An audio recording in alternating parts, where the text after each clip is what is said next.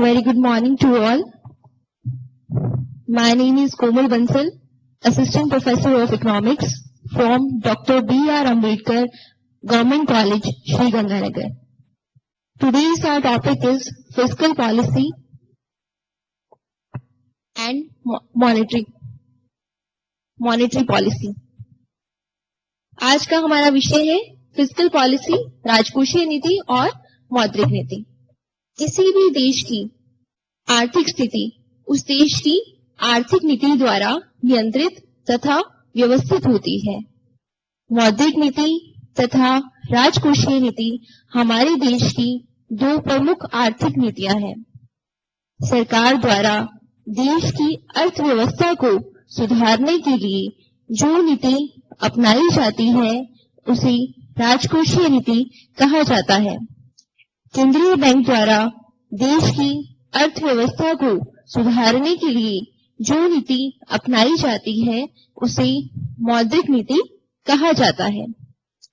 सबसे पहले हम बात करेंगे फिस्कल पॉलिसी यानी राजकोषीय नीति की.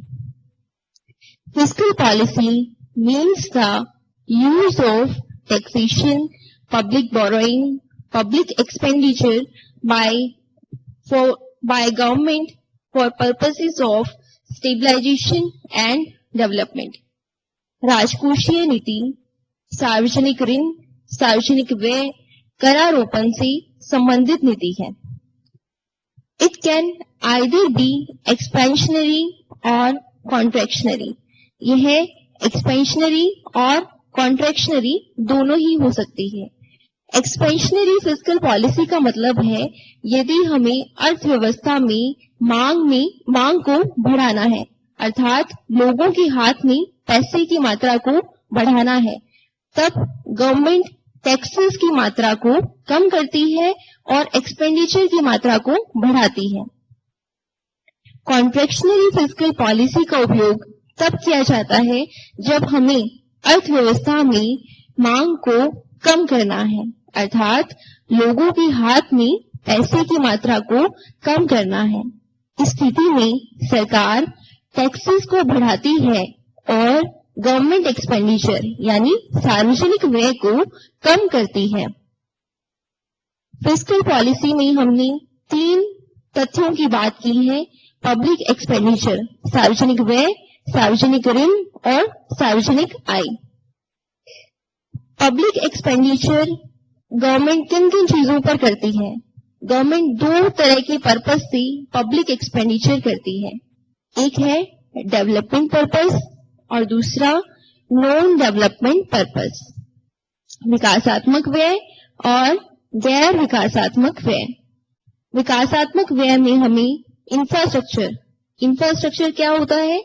वो आधारभूत संरचना जिस पर हमारे देश का विकास टिका होता है, जैसे रोड्स, बिल्डिंग्स, फर्नीचर, ये सब, इस पर व्यय करना इंफ्रास्ट्रक्चर व्यय कहलाता है. Irrigation projects, power generating projects, इन पर व्यय करके सरकार विकास को बढ़ावा देती है. Number 2, non development expenditure. Non development expenditure का मतलब होता है जैसे डिफेंस सर्विसेज पर खर्चा करना, स्कॉलरशिप्स पर खर्चा करना, पेंशन स्कीम्स पर खर्चा करना, ये सब चीजें नॉन डेवलपमेंट एक्सपेंडिचर्स में आती हैं. Generally fiscal policy deals with the income and expenditure of the government. अब प्रश्न यह है कि सरकार को आय कहां से मिलती है? सरकार को आय 2 तरह के सोर्सेस से मिलती है. एक है टैक्सेस और दूसरा है नॉन टैक्सेस यानी नॉन टैक्स रेवेन्यू. टैक्सेस, कर क्या होता है? कर एक अनिवार्य भुगतान है जो किसी व्यक्ति को कर आधार में आने पर सरकार को बिना किसी प्रतिफल के उस व्यक्ति को देना पड़ता है. कर 2 प्रकार का होता है, डायरेक्ट टैक्स और इनडायरेक्ट टैक्स. डायरेक्ट टैक्स में corporate tax, income tax, gift tax, wealth tax आते हैं. इनडायरेक्ट टैक्स जैसे कि सभी को विदित है कि GST, goods and service tax, जो कि भारतीय कराधान इतिहास में सबसे क्रांतिकारी सुधार माना जाता है, उसको लेते हैं. क्योंकि पहले जीएसटी के स्थान पर बहुत सारे टैक्सेस होते थे, sales tax, excise duty, custom tax, अब सबको मिलाकर एक ही टैक्स कर दिया गया, that is called GST, goods and service tax. Non tax revenue, non tax revenue में fees, fines, penalty, dividend, interest, ये सब चीजें आ जाती हैं जो सरकार कमाती है। जैसे सरकार ने किसी कंपनी में शेयर खरीदे हैं, तो उस शेयर से जो डिविडेंड मिलेगा, जो लाभांश मिलेगा, वो नॉन टैक्स रेवेन्यू है गवर्नमेंट का। Number 3, public borrowing. सरकार सार्वजनिक ऋण कहां कहां से लेती है? एक तो है इंटरनल सोर्सेस और एक है एक्सटर्नल सोर्सेस।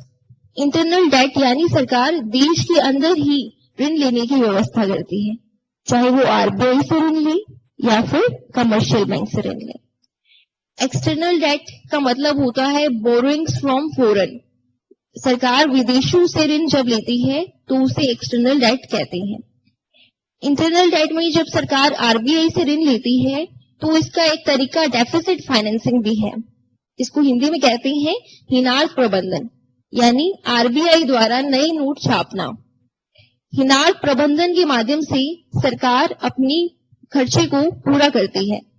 लेकिन हिनार्थ प्रबंधन की जो पॉलिसी है, ये प्योर फिजिकल पॉलिसी का पार्ट नहीं है, क्योंकि प्योर फिजिकल पॉलिसी यानी विशुद्ध राजकोषीय नीति उस नीति को कहते हैं जिसमें मुद्रा की पूर्ति तथा ब्याज दर प्रभावित नहीं होती। जबकि जब हिनार्थ प्रबंधन होता है, डेफिसिट फाइनेंसिंग होती है, तब इकोनॉमी में मनी सप्लाई बढ़ेगी, क्योंकि जैसे ही इकोनॉमी में नई नोट आएंगी, नई नोट आने पर मनी सप्लाई बढ़ जाएगी। मनी सप्लाई के बढ़ने पर लोगों के हाथ में पैसा बढ़ेगा, महंगाई बढ़ेगी, महंगाई बढ़ने पर इन्फ्लेशन आएगा। यानी हिनार्थ प्रबंधन ये मुद्रा की पूर्ति को भी प्रभावित करती है, इसलिए हम हिनार्थ प्रबंधन को विशुद्ध राजकोषीय नीति का भाग नहीं मानते। नेक्स्ट स्लाइड है ऑब्जेक्टिव्स, उद्देश्य। फिस्कल पॉलिसी के उद्देश्य क्या क्या है? पहला उद्देश्य to remove poverty and unemployment, अर्थव्यवस्था में बेरोजगारी तथा गरीबी का उन्मूलन करना। सरकार बहुत सारी ऐसी नीतियां लेकर आती है जो गरीबी और बेरोजगारी को ध्यान में रखती है, जैसे प्रधानमंत्री कौशल विकास योजना, गरीबी उन्मूलन योजना, जनधन योजना। ये सब योजनाएं जो सरकार लाती है, इसका उद्देश्य है कि लोग ज्यादा से ज्यादा स्किल्ड हों, उनमें कुशलता का विकास हो, कौशल जनरेट हो, जिससे गरीबी और बेरोजगारी का उन्मूलन हो। नेक्स्ट है टू रिड्यूस इनकम इनइक्वालिटी, आय की असमानता को कम करना। आय की असमानता यानी जो निर्धन और अमीर वर्ग है, इनके मध्य जो गैप है उसको कम करना। वो कैसे करेगी सरकार? क्योंकि जो अमीर वर्ग है उनके पास इनकम ज्यादा है, तो गवर्नमेंट उन पर टैक्स कलेक्शन बढ़ा देगी, और जो टैक्स कलेक्ट हुआ है वो पैसा जो गरीब तबके के लोग हैं उन पर इन्वेस्ट करेगी, उनके लिए पॉलिसीज बनाएगी। तो इस तरह से गवर्नमेंट जो है इनकम इनइक्वालिटी को रिड्यूस करने की कोशिश करती है। नेक्स्ट है achieve economic stability. Economic stability कैसे जनरेट हो सकती है? इन्फ्लेशन और डिफ्लेशन की जो कंडीशन है उसको रिमूव करके। इन्फ्लेशन की कंडीशन, सपोज इकोनॉमी में इन्फ्लेशन की कंडीशन है तो गवर्नमेंट टैक्सेस ज्यादा लगाएगी, एक्सपेंडिचर कम करेगी। और डिफ्लेशन की कंडीशन है तो गवर्नमेंट टैक्सेस कम करेगी और एक्सपेंडिचर को बढ़ाएगी। इस तरह से इन दोनों स्थितियों को कंट्रोल करके गवर्नमेंट इकोनॉमिक स्टेबिलिटी की ओर बढ़ती है। Next, to increase the rate of investment, निवेश की दर को बढ़ाना। अब निवेश की दर को सरकार कैसे बढ़ाती है? गवर्नमेंट के पास जो पैसा है उसको बिल्डर्स को, इन्वेस्टर्स को लोन देती है ताकि वो इन्वेस्ट करें और डेवलपमेंट बढ़े। ऑप्टिमम यूटिलाइजेशन ऑफ रिसोर्सेज, संसाधनों का अनुकूलतम उपयोग। इकोनॉमिक्स में फर्स्ट लाइन ही हम पढ़ते हैं कि human wants are limited and resources are unlimited and resources are limited. मानव की जो आवश्यकताएं हैं वो असीमित है, लेकिन संसाधन जो है वो सीमित है।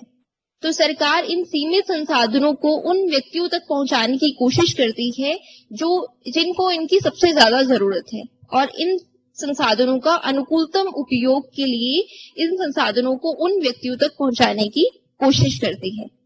नेक्स्ट है to increase rate of saving. सरकार बचत की प्रवृत्ति को बढ़ाने के लिए भी बहुत सारे प्रयास करती है। नेक्स्ट स्लाइड है instrument of fiscal policy. Fiscal policy के उपकरण कौन कौन से हैं? Number 1 government budget, number 2 different deficits, number 3 tax structure. सबसे पहले हम चर्चा करेंगे गवर्नमेंट बजट पर। गवर्नमेंट बजट यानी सरकारी बजट। बजट एक फ्रेंच भाषा की वर्ड बॉगेट से बना है। बॉगेट का अर्थ होता है चमड़े का थैला। हालांकि हमारे संविधान में बजट शब्द का कहीं कोई उल्लेख नहीं है। संविधान के अनुच्छेद 112 में एनुअल फाइनेंशियल स्टेटमेंट वार्षिक वित्तीय विवरण का उल्लेख है। वार्षिक ये एक स्टोरी है बजट के लिए।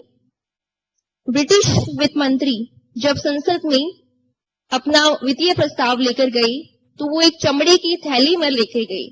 उन्होंने जब अपना वित्तीय प्रस्ताव चमड़े की थैली से निकाला तभी ये शब्द बजट प्रचलन में आया।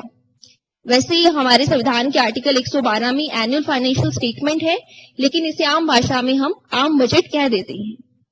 A government budget is an annual financial statement showing item-wise estimates of expected revenue and anticipated expenditure during a financial year. सरकारी बजट राष्ट्रपति द्वारा अनुच्छेद 112 के अनुसार संसद के दोनों सदनों के समक्ष प्राकलित प्राप्तियां तथा प्राकलित व्यय का एक विवरण होता है। This is what India's fiscal policy looks like. Actually ये भारत की राजकोषीय नीति का एक तरह से लेख पत्र होता है। भारत में बजट की शुरुआत 18 फरवरी 1860 को जेम्स विल्सन द्वारा की गई। स्वतंत्र भारत में पहला बजट 26 नवंबर 1947 को आर के षणमुख चेट्टी ने प्रेजेंट किया। Next types of budget. Budget कितने प्रकार का होता है? फर्स्ट है परफॉर्मेंस बजट। परफॉर्मेंस बजट यानी निष्पादन बजट। पिछले वर्ष की प्राप्तियां और व्यय को आधार मानकर जब हम नए वर्ष यानी आगामी वर्ष का बजट तैयार करते हैं तो उसे परफॉर्मेंस बजट कहा जाता है। नेक्स्ट जीरो बेस बजटिंग, शून्य आधारित बजट। बजट की ये प्रकार बहुत ही प्रचलन में है। शून्य आधारित बजट की शुरुआत 1986-87 में हुई थी। इस बजट का तात्पर्य है कि हम पिछले वर्ष की जो प्राप्तियां हैं, जो व्यय है, उसको शून्य मान लेते हैं। पिछले वर्ष की गई प्राप्तियां को शून्य मान लिया जाता है, यानी हम आधार को शून्य मानकर एक नए सिरे से जब बजट तैयार करते हैं तो उसे कहते हैं शून्य आधारित बजट। Next gender budgeting. इसके तो नाम से ही स्पष्ट है कि महिला सशक्तिकरण के लिए जो बजट तैयार किया जाता है उसे जेंडर बजट कहते हैं। इसमें सरकार द्वारा तैयार किए गए बजट में से कौन कौन से कार्यक्रम और कितना पैसा वुमेन एम्पावरमेंट के लिए अलॉट किया जाएगा उसको ध्यान में रखा जाता है। भारत में इसकी शुरुआत 2005 में हुई, जबकि विश्व में इसकी सबसे प्रथम शुरुआत 1982 में ऑस्ट्रेलिया में हुई। नेक्स्ट है आउटकम बजट। आउटकम बजट की शुरुआत 2005 में हुई। गवर्नमेंट की बहुत सारी पॉलिसीज हैं, जैसे मनरेगा, एमडीएम, प्रधानमंत्री कौशल विकास योजना, लेकिन इन योजनाओं का उचित परिणाम रिजल्ट क्या है, इसका पता लगाना हो तो विभिन्न विकासात्मक कार्यों के परिणामों का विवरण तैयार कर जो बजट तैयार किया जाता है हम उसे आउटकम बजट कहते हैं। इस बजट की शुरुआत भी 2005 में हुई है। Next government funds. सरकार की निधियां। सरकार किन किन फंड से अपना पैसा रखती है? Number 1, consolidated fund. Consolidated fund को हिंदी में कहते हैं संचित निधि। Number 2, public account fund.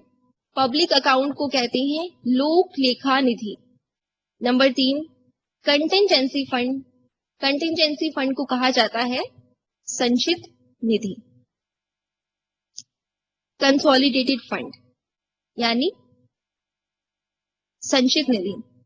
Consolidated fund article 116(1) में इसका प्रावधान है। इसमें गवर्नमेंट को जो भी राजस्व प्राप्तियां मिलती हैं, जो भी ट्रेजरी बिल्स मिलते हैं, गवर्नमेंट को जितने भी लोन्स लिए हुए हैं, उन सब को कंसोलिडेटेड फंड में रखा जाता है। इस फंड से पैसे निकालने के लिए संसद की अनुमति आवश्यक है। संसद की अनुमति के बिना इस फंड से पैसा नहीं निकाला जा सकता। नंबर 2, लोक लेखा निधि। लोक लेखा निधि अनुच्छेद 116(2) में इसका प्रावधान है। इस निधि में सरकार की खुद की धनराशि नहीं होती है। इस निधि में सरकार एज अ बैंकर काम करती है। सरकार जितना भी पेंशन फंड जमा है, अल्प बचत जमा है, एनपीएस है, वो सभी पैसा पब्लिक अकाउंट फंड में रखती है और जब आवश्यकता अनुसार इस फंड से पैसा लोगों को दे भी सकती है। इस फंड से पैसा निकालने के लिए सरकार को संसद की अनुमति की आवश्यकता नहीं है। नंबर 3 हम बात करेंगे कंटिंजेंसी फंड, आकस्मिक निधि। आकस्मिक निधि ये विचार आर्टिकल 117 में लिखा हुआ है। आकस्मिक निधि से तात्पर्य है कि राष्ट्रपति अगर आकस्मिक व्यय करना हो तो और संसद की परमिशन अभी नहीं मिली है तो इस फंड से अपने व्यय की पूर्ति कर सकता है। इस व्यय को करने के लिए राष्ट्रपति प्रधानमंत्री की सलाह भी लेता है। कंटिंजेंसी फंड से एक बार पैसा निकालने के बाद संसद की अनुमति से कंसोलिडेटेड फंड से दोबारा कंटिंजेंसी फंड में पैसा ट्रांसफर कर दिया जाता है। इस तरह से सरकार की ये 3 निधियां हैं, संचित निधि, लोक लेखा निधि और आकस्मिक निधि।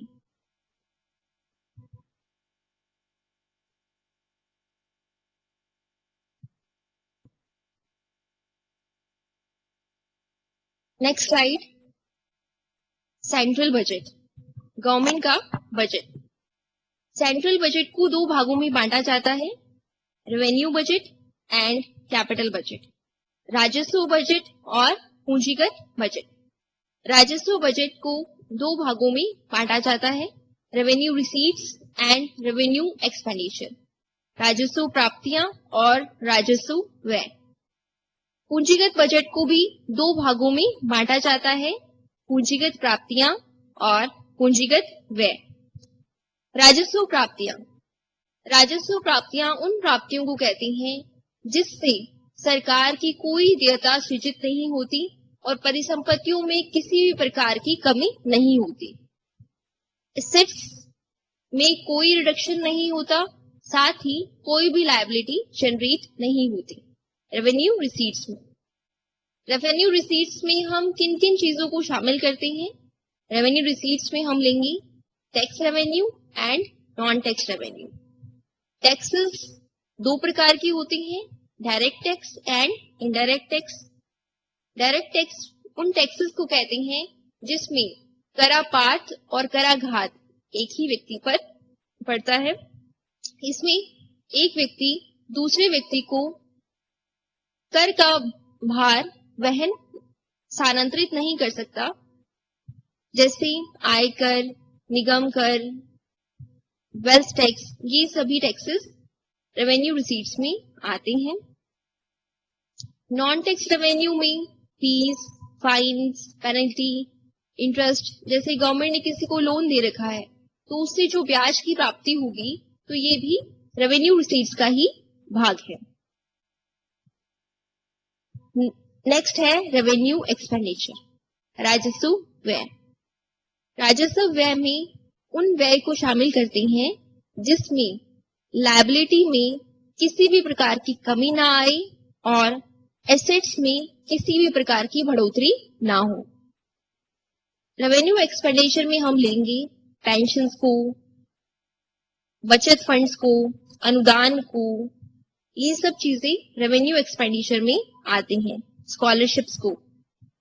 कैपिटल बजट, कैपिटल बजट को दो भागों में बांटेंगे, revenue receipt, capital receipts and capital expenditure.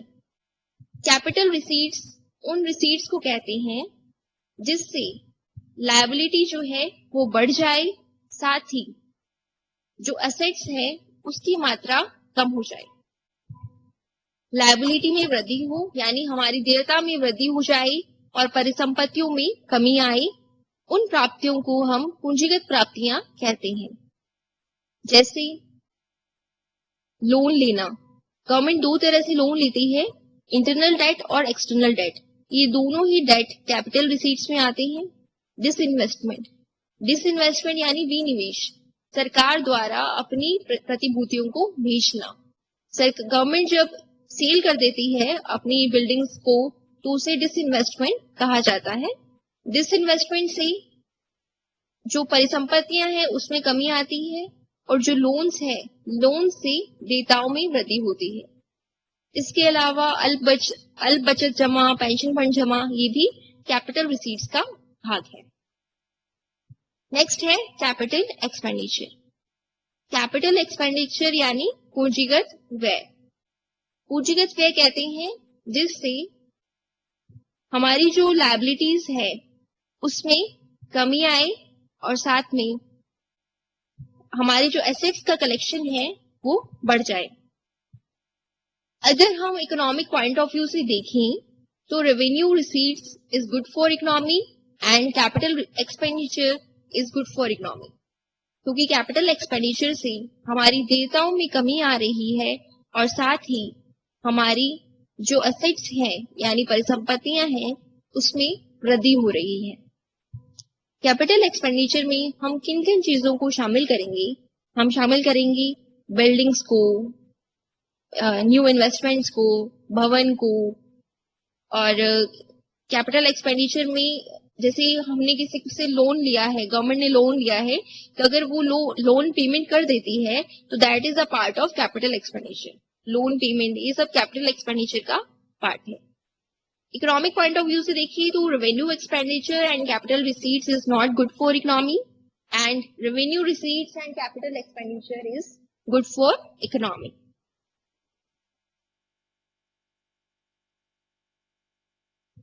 इस तरह का बजट अगर राज्य में पेश किया जाता है तो उसे राज्य बजट कहा जाता है और इसका प्रावधान आर्टिकल 202 में है। नेक्स्ट स्लाइड है डिफरेंट टाइप्स ऑफ डेफिसिट, विभिन्न प्रकार के घाटे। पहला है रेवेन्यू डेफिसिट, हिंदी में कहते हैं राजस्व घाटा। नेक्स्ट है फिस्कल डेफिसिट, राजकोषीय घाटा। थर्ड है प्राइमरी डेफिसिट, प्राथमिक घाटा। फोर्थ है इफेक्टिव रेवेन्यू डेफिसिट, प्रभावी राजस्व घाटा। रेवेन्यू डेफिसिट यानी राजस्व घाटा, सबसे पहले इसकी बात करते हैं। सरकार को प्राप्त होने वाली राजस्व प्राप्तियां तथा राजस्व व्यय दोनों को राजस्व घाटे में शामिल किया जाता है, दोनों से राजस्व घाटा निकाला जाता है। पूंजीगत प्राप्तियां और पूंजीगत घाटे का इससे कोई मतलब नहीं होता। यदि राजस्व व्यय राजस्व प्राप्तियों से अधिक है तो उसे राजस्व घाटा कहा जाता है। Revenue deficit equals to revenue expenditure minus revenue receipts. सरकार द्वारा राजस्व घाटे को कम करने के लिए प्रयास भी किए जा रहे हैं। इसके लिए वेतन और पेंशन को पर ध्यान दिया जा रहा है और अब इस तरह के खर्चे को कम करने की कोशिश की जा रही है। नेक्स्ट है fiscal deficit. Fiscal deficit actual में फिस्कल पॉलिसी का बहुत अच्छे से अनुमान लगाना हो तो फिस्कल डेफिसिट एक बहुत सही तरीका है कि पॉलिसी कैसी चल रही है। फिस्कल डेफिसिट ये रिप्रेजेंट करता है कि सरकार ने कितना उधार लिया हुआ है, उसकी उधार देयताओं को प्रदर्शित करने का एक तरीका है। फिस्कल डेफिसिट हम फाइंड आउट कैसे करते हैं, इसके लिए कुल व्यय लेते हैं जिसमें रेवेन्यू एक्सपेंडिचर भी आएगा और कैपिटल एक्सपेंडिचर भी आएगा, यानी राजस्व व्यय और पूंजीगत व्यय। और कुल प्राप्तियों में आएगा राजस्व प्राप्तियां और पूंजीगत प्राप्तियां। Total expenditure minus total receipts excluding borrowings. हम बोरोइंग्स को एक्सक्लूड करते हैं इसमें, उधार देयताओं को छोड़कर, मतलब कुल व्यय माइनस कुल आय और उधार देयताओं को छोड़कर। उधार देयता इसलिए छोड़ी जाती हैं क्योंकि हमें एक्चुअल में यही अनुमान लगाना है कि गवर्नमेंट ने कितना लोन लिया हुआ है, उसको ही हम फिस्कल डेफिसिट कहते हैं। सरकार राजकोषीय घाटे को कम करने के लिए प्रयास करती है। एफआरबीएम एक एक्ट है, fiscal policy and budget management act. इस एक्ट में कहा गया है कि गवर्नमेंट को जीडीपी का 3% से ज्यादा फिस्कल डेफिसिट नहीं करना चाहिए। नेक्स्ट है प्राइमरी डेफिसिट। प्राइमरी डेफिसिट को कहते हैं प्राथमिक घाटा। यदि राजकोषीय घाटे में इंटरेस्ट पेमेंट, जो ब्याज प्राप्तियां हमें मिली हैं, उसको माइनस कर देते हैं, तब हमें प्राइमरी डेफिसिट प्राप्त होता है। Primary deficit equals to fiscal deficit minus interest payment. भी जितना हमारा फिस्कल डेफिसिट हुआ और जितना हमने इंटरेस्ट पे कर दिया उस डेफिसिट पे, वो है हमारा primary deficit. Effective revenue deficit. Effective revenue deficit प्रभावी राजस्व घाटा। प्रभावी राजस्व घाटे में हम लेते हैं, जैसे राजस्व घाटा है, राजस्व घाटे में जो राजस्व व्यय होता है तो उस व्यय में हम अनुदान को भी लेते हैं, यानी केंद्र सरकार ने जो राज्य सरकार को अनुदान दिया है उसको भी हम व्यय का एक हिस्सा मानते हैं। लेकिन हो सकता है कि वो व्यय जो है वो राज्य सरकार ने कुछ पूंजीगत परिसंपत्तियों के निर्माण हेतु उपयोग किया हो।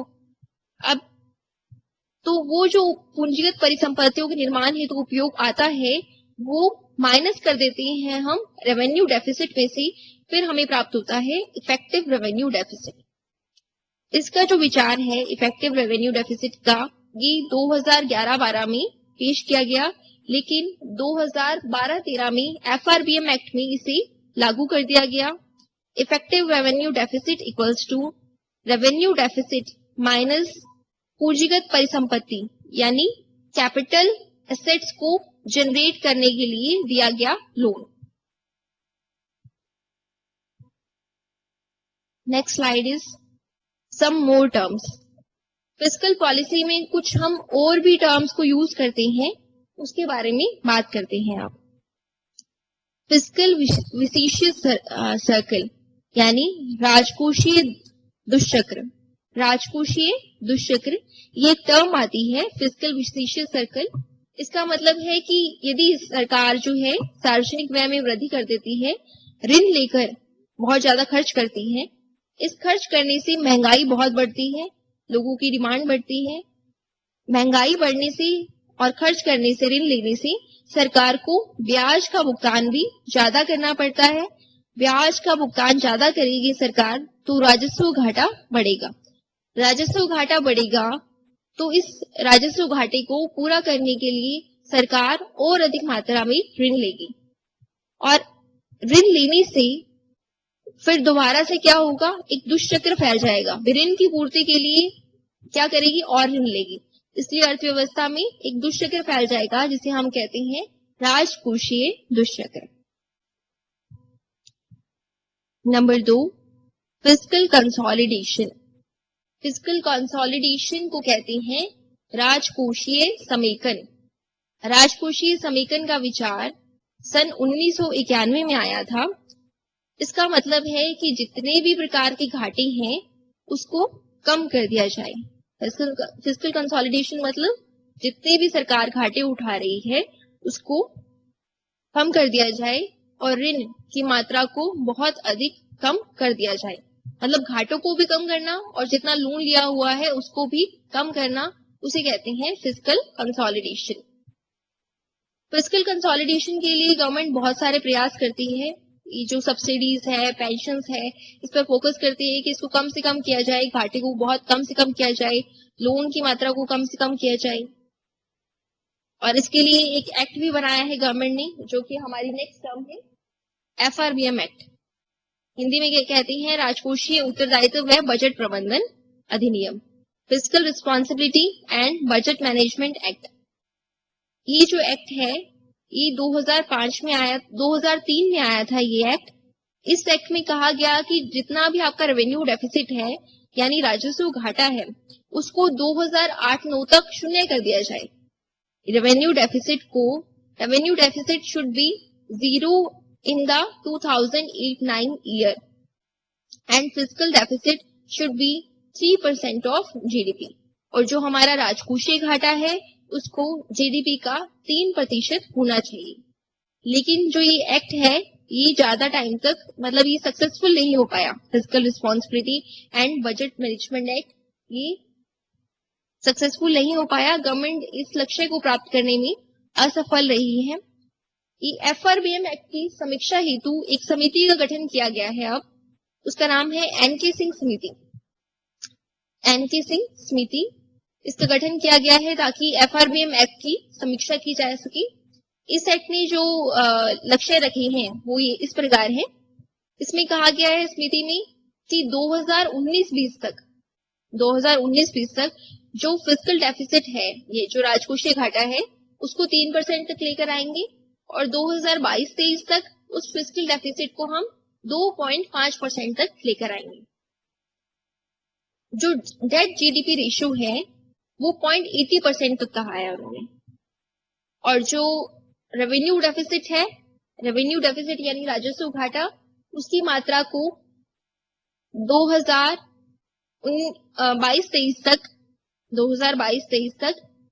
0.80% करने की बात कही गई है। ये थी NK सिंह समिति की सिफारिशें, recommendations. Next, taxes and method of taxes. कर और कर की पद्धतियां। टैक्स किसे कहते हैं? टैक्स है एक अनिवार्य भुगतान जो किसी व्यक्ति को कर आधार में आने पर अनिवार्य रूप से सरकार को करना पड़ता है, चाहे उसे कोई प्रतिफल नहीं मिल रहा। मेथड ऑफ टैक्सेस की कौन कौन सी पद्धतियां हैं?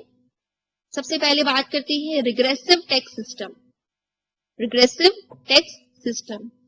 ये जो टैक्स सिस्टम है ये रिग्रेसिव है, यानी जैसे जैसे हम इनकम बढ़ती जाती है, हमारी इनकम लेवल, आय की दर बढ़ने पर टैक्सेस की मात्रा को कम किया जाए। सपोज 1 लाख है इनकम तो 10% टैक्स लग रहा है, 2 लाख हुई तो 8%, 3 लाख हुई तो 6%। ये जो है एक न्याय संगत प्रणाली नहीं कहेंगे इस टैक्स सिस्टम को, क्योंकि इनकम बढ़ने पर ये टैक्सेस की मात्रा को कम करता है। Regressive tax system. Proportional tax system, Hindi में कहते हैं अनुपातिक कर प्रणाली। ये जो कर प्रणाली है इसमें क्या होता है कि आय की किसी भी लेवल पर, आय के किसी भी स्तर पर जो टैक्सेस की मात्रा है वो समान रहती है, उसमें कोई भी फर्क नहीं आता। चाहे कोई व्यक्ति 5 लाख, 10 लाख, 15 लाख, 20 लाख कमा रहा है, उस पर टैक्स सेम रेट से इम्पोज होगा। ये है प्रोपोर्शनल टैक्स सिस्टम। ये जो है ये प्रणाली भी न्याय संगत नहीं है, क्योंकि जो व्यक्ति 1 करोड़ कमा रहा है और जो व्यक्ति 10 लाख कमा रहा है उस पर टैक्सेस जो है वो सेम इम्पोज हो रहे हैं।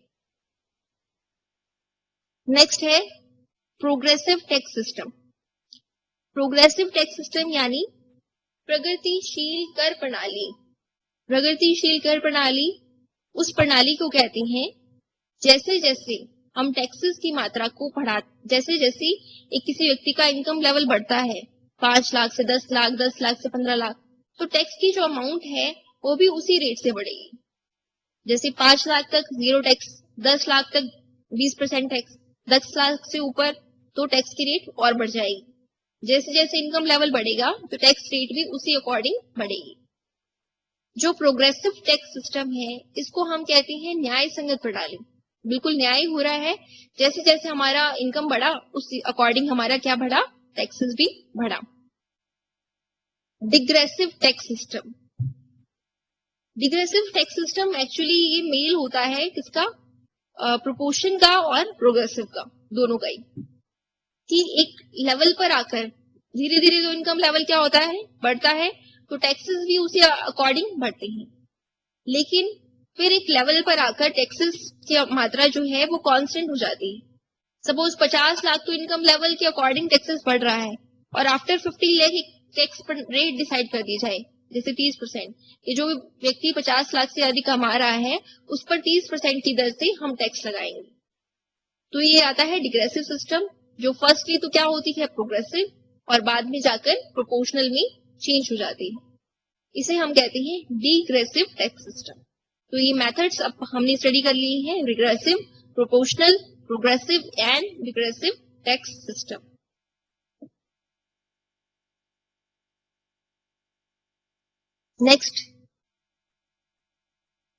नेक्स्ट है टाइप्स ऑफ टैक्सेस, कर की प्रकार।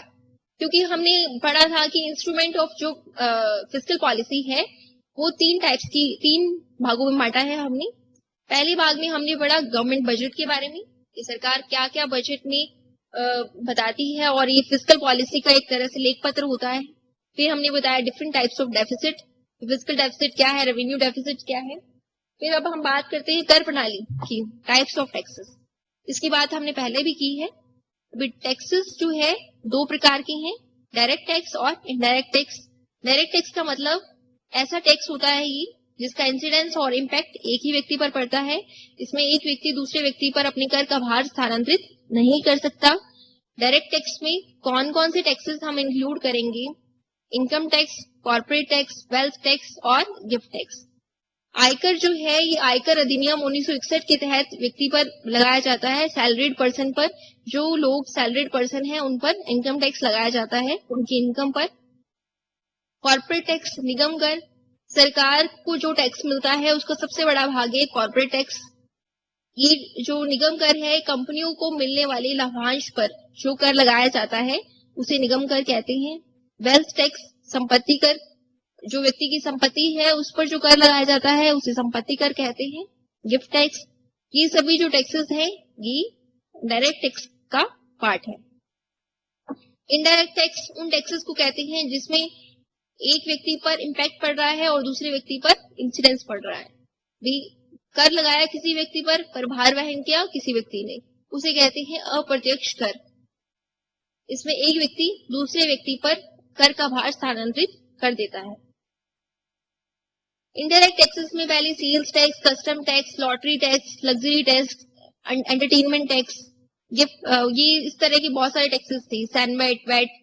लेकिन अब जो है गवर्नमेंट बहुत बड़ा रिफॉर्म लेकर आई है इंडियन टैक्सेशन सिस्टम में, जिसे हम कहते हैं GST, goods and service tax. 1 जुलाई 2017 से ये टैक्स जो है लागू हुआ देश में। इस टैक्सेस से क्या है कि ये जो भी टैक्सेस थे पहले, वैट, सैनवेट, लॉटरी, लग्जरी, इन सबको मिलाकर एक ही टैक्स हमें पे करना पड़ेगा, जिसे कहते हैं गुड्स एंड सर्विस टैक्स। इससे क्या है, दोहरी कराधान प्रणाली से हमें निजात मिली है। जो हम डबल टैक्सेशन पे करते थे उससे क्या है, फायदा मिला है, पारदर्शिता बढ़ी है, ट्रांसपेरेंसी बढ़ी है, भ्रष्टाचार कम हुआ है जीएसटी आने से। अब जीएसटी में कौन कौन सी रेट्स हैं? जीएसटी में है 5%, 18%, 28% और 12%। जिन जो बहुत ही जैसे दूध, दही, सब्जी, बहुत ही जनरल यूज की चीजें हैं, इन पर जीएसटी नहीं लगेगा, 0% रेट रखी गई है। जो अनिवार्य वस्तुएं हैं उस पर सरकार ने 5% जीएसटी की रेट डाली है। अब बात करते हैं कि जीएसटी के अवयव कौन कौन से हैं। जीएसटी के अवयव हैं सीजीएसटी, एसजीएसटी, आईजीएसटी और यूटीजीएसटी। सीजीएसटी मतलब सेंटर द्वारा जो जीएसटी लगाया जाएगा वो कहलाएगा केंद्रीय जीएसटी। ये इंट्रा स्टेट होगा। सपोज राजस्थान का जो राजस्थान में कोई प्रोडक्ट बना, वो राजस्थान में ही सेल हो, तब उस पर लगेगा सीजीएसटी, उस पर केंद्र सरकार जीएसटी लगाएगी। SGST, state GST, state GST का मतलब होता है कि वो चीज स्टेट में बनी और स्टेट में ही बेची गई। ये भी इंट्रा स्टेट होता है। इंट्रा स्टेट का मतलब कि उसी स्टेट में बनी और उसी स्टेट में बेची गई, तो इस पर भी स्टेट जीएसटी यानी राज्य सरकार द्वारा जीएसटी लगाया जाएगा। एक है इंटीग्रेटेड जीएसटी, आईजीएसटी से हम कहते हैं, एकीकृत कर प्रणाली। एकीकृत कर प्रणाली होता है इंटरस्टेट। इंटरस्टेट का मतलब है कि यदि वो माल या फिर जो प्रोडक्ट है वो राजस्थान में बना, लेकिन मैन्युफैक्चरिंग उसकी हुई राजस्थान में, लेकिन उसको बेचा हमने हरियाणा में, तो ये इंटरस्टेट हो गया, मतलब एक स्टेट से दूसरे स्टेट पे हो गया, तो इस पे हम कर लगाएंगे एकीकृत कर प्रणाली के थ्रू, आईजीएसटी। यूटी जीएसटी जो होता है वो यूनियन टेरिटरीज में होता है। केंद्रीय यूटी जीएसटी यूनियन टेरिटरीज में, जैसे दिल्ली हुआ, लक्षद्वीप हुआ, अंडमान निकोबार हुआ, इनके लिए जो जीएसटी बना है उसे कहते हैं हम यूटी जीएसटी। जीएसटी के बाद अब हम नेक्स्ट स्लाइड, नेक्स्ट है मॉनेटरी पॉलिसी। मॉनेटरी पॉलिसी यानी मौद्रिक नीति। नाम से स्पष्ट है कि मुद्रा को ध्यान में रखते हुए जो नीति अपनाई जाती है वो है मौद्रिक नीति। Monetary policy is a part of economic policy. यह आर्थिक नीति का वह भाग है ऑफ विच इन्फ्लुएंसेस, जो प्रभावित करता है सप्लाई ऑफ मनी, मनी की सप्लाई को, मुद्रा की पूर्ति को, credit policy, rate of interest, ब्याज दर को। Monetary policy is the part of economic policy of which influences supply of money, credit policy, rate of interest. The central banks or similar regulatory organization is responsible for formulating monetary policy. जो केंद्रीय bank है हमारा, और उसकी अब तो एक monetary policy committee बनी है। पहले क्या था, होलसेल जो इसका निर्धारण करता था वो हमारा केंद्रीय बैंक करता था, लेकिन 27 जून 2016 से एक मौद्रिक नीति समिति बनी है, जिसमें कुछ मेंबर्स तो होंगे आरबीआई के और कुछ होंगे सरकार के मेंबर्स। इन दोनों को इंक्लूड करके एक कमेटी है जो कि डिसाइड करेगी मॉनेटरी पॉलिसी को। अब मॉनेटरी पॉलिसी के ऑब्जेक्टिव्स क्या क्या है, मॉनेटरी पॉलिसी के उद्देश्य, expanding and contracting money supply, मुद्रा की पूर्ति का विस्तार करना और संकुचन करना। यह किस पर बेस किया जाता है, ये किया जाता है इन्फ्लेशन और डिफ्लेशन को ध्यान में रखते हुए। यदि इन्फ्लेशन है तो हम कॉन्ट्राडिक्टरी पॉलिसी अपनाएंगे, मनी सप्लाई को कम करेंगे, डिफ्लेशन है तो हम एक्सपेंडिंग करेंगे, मनी सप्लाई को बढ़ाएंगे। मनी सप्लाई को बढ़ाने के लिए हम क्या करते हैं, रेट ऑफ इंटरेस्ट में चेंज करते हैं। To attain price stability, price stability वही, ना ही इकोनॉमी में इन्फ्लेशन की कंडीशन हो ना ही डिफ्लेशन की कंडीशन हो। To promote economic growth, economic growth को प्रमोट करने के लिए क्या करेंगे हम, इकोनॉमिक ग्रोथ को प्रमोट करने के लिए जो हमारी इकोनॉमी है उसमें क्रेडिट को बढ़ाएंगे, जो पैसा है उसको बढ़ाएंगे।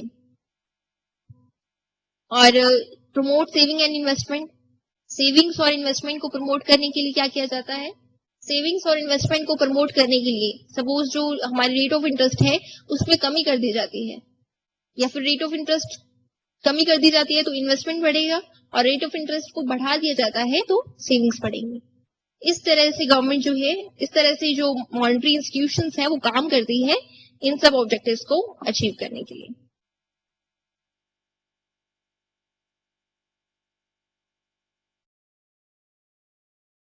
Next slide, instruments of credit control.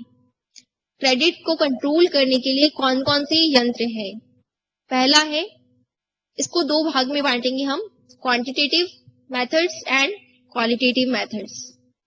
Quantitative methods मतलब गणना वाले, जैसे बैंक रेट हुआ, रेपो रेट हुआ, reverse repo rate, cash reserve ratio, open market operations, statutory liquidity ratio. Bank rate, bank rate किसे कहेंगे, बैंक रेट वो रेट होती है, यह जो रेट है ये लॉन्ग टर्म के लिए, जब आरबीआई दीर्घ अवधि के लिए कमर्शियल बैंक्स को जिस रेट पर उधार देते हैं उसे हम कहते हैं बैंक रेट। एक लॉन्ग टर्म के लिए उधार देती है, कौन देती है, आरबीआई देती है, कमर्शियल बैंक्स को देती है रेट ऑफ इंटरेस्ट पर। अब बैंक रेट का क्या इम्पैक्ट पड़ता है? बैंक रेट अगर बढ़ेगी, सपोज बैंक रेट के बढ़ने पर जो है, बैंक रेट के बढ़ने पर जो कमर्शियल बैंक्स हैं वो भी रेट बढ़ा देंगे रेट ऑफ इंटरेस्ट की। इससे कॉन्ट्रैक्शन ऑफ मनी सप्लाई जो है वो कम होगी, और बैंक रेट कम होगी तो इसका एडवर्स इम्पैक्ट आएगा। नेक्स्ट है रेपो रेट। रेपो रेट का मतलब होता है कि शॉर्ट टर्म के लिए आरबीआई कमर्शियल बैंक्स को जिस रेट पर उधार देती है उसे कहते हैं रेपो रेट। रेपो रेट अगर बढ़ती है, रेपो रेट बढ़ने पर कॉन्ट्रैक्शन ऑफ मनी सप्लाई होगा, और रेपो रेट कम होने पर एक्सपेंशन ऑफ मनी सप्लाई होगा। Reverse repo rate.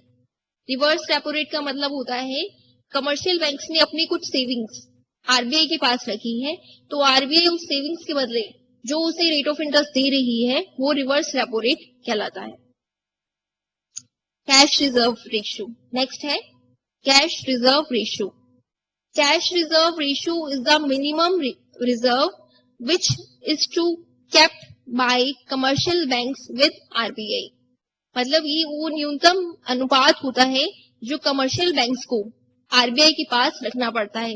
किसके फॉर्म में? लिक्विड एसेट्स के फॉर्म में, तरल परिसंपत्तियों के फॉर्म में, जैसे ट्रेजरी बिल्स के रूप में रखो या सिक्योरिटीज के रूप में रखो। ये कुछ रेशियो हुए है जो कमर्शियल बैंक्स आरबीआई के पास रखते हैं। कैश रिजर्व रेशियो, अगर सीआरआर बढ़ता है, सीआरआर के बढ़ने पर रेट ऑफ इंटरेस्ट बढ़ जाती है। रेट ऑफ इंटरेस्ट के बढ़ने पर क्या होता है? कॉन्ट्रैक्शन ऑफ मनी सप्लाई, जो क्रेडिट देने की पावर होती है बैंक्स की वो कम हो जाती है। अगर सीआरआर कम होता है, यानी कमर्शियल बैंक्स का पैसा जो है कम रखा जाता है आरबीआई के पास, तो कमर्शियल बैंक्स की जो लोन गिविंग कैपेसिटी है, क्रेडिट को बढ़ाने की कैपेसिटी है, वो बढ़ जाती है। नेक्स्ट है open market operations. Open market operations का मतलब होता है खुले बाजार क्रियाएं। खुले बाजार में आकर सिक्योरिटीज को सेल करना या फिर परचेज करना। सिक्योरिटीज अगर सेल की जाती है तो इससे जो पैसा है उसकी कमी आ जाती है, और सिक्योरिटीज अगर बेची जाती है तो इससे क्रेडिट जो है वो बढ़ जाता है। नेक्स्ट स्टैट्यूटरी लिक्विडिटी रेशियो, वैधानिक तरलता अनुपात। वैधानिक तरलता अनुपात का मतलब है ये जो it is the ratio which is to kept by commercial banks itself, जो कि वाणिज्यिक बैंकों को अपने पास रखना अनिवार्य होता है। अगर ये एसएलआर बढ़ जाता है तो उनकी क्रेडिट गिविंग कैपेसिटी जो है कम हो जाएगी। एसएलआर की कम होने पर क्रेडिट गिविंग कैपेसिटी बढ़ जाएगी। नेक्स्ट है क्वालिटेटिव मेथड्स। पहले हमने क्वांटिटेटिव मेथड्स के बारे में चर्चा की, अब हम पढ़ेंगे क्वालिटेटिव मेथड्स। क्वालिटेटिव मेथड कोई स्पेसिफिक पर्पस के लिए काम में लिया जाता है, जैसे डायरेक्ट एक्शन। डायरेक्ट एक्शन में क्या करती है आरबीआई भी, जो कमर्शियल बैंक्स कोई काम कर रही है उस पर रोक लगा सकती है कि आप ये ट्रांजैक्शन नहीं होने दोगे, वो है direct action. Rationing of credit. Rationing of credit का मतलब होता है कि जो भी लोन दे रही है उसकी जो भी पॉलिसीज है उसमें थोड़ा बहुत चेंज कर सकती है। जैसे वो कह सकती है कि जो कमर्शियल पर्पस है उसके लिए आप रेट ऑफ इंटरेस्ट ज्यादा चार्ज करो, और जो एग्रीकल्चर पर्पस है उसके लिए rate of interest come charge करो। इसे कहते हैं rationing of credit. Next is RBI guideline. RBI जो है वो गाइडलाइन जारी करती है। आरबीआई जो है वो एक नोटिस जारी करती है, मीटिंग्स जारी करती है, ऑरल ऑर्डर्स जारी करती है कि इस अकॉर्डिंग काम करना है। That is called qualitative methods.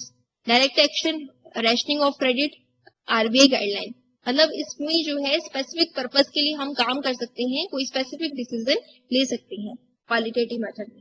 Quantitative में जो भी डिसीजन लिया जाता था वो एक जनरल था, सब पे लागू होता था, लेकिन क्वालिटेटिव में स्पेसिफिक डिसीजन लिया जाएगा जो एक स्पेसिफिक पर्सन पर लागू होगा, डायरेक्ट एक्शन के थ्रू, रैशनिंग ऑफ क्रेडिट के थ्रू और आरबीआई की गाइडलाइन के थ्रू।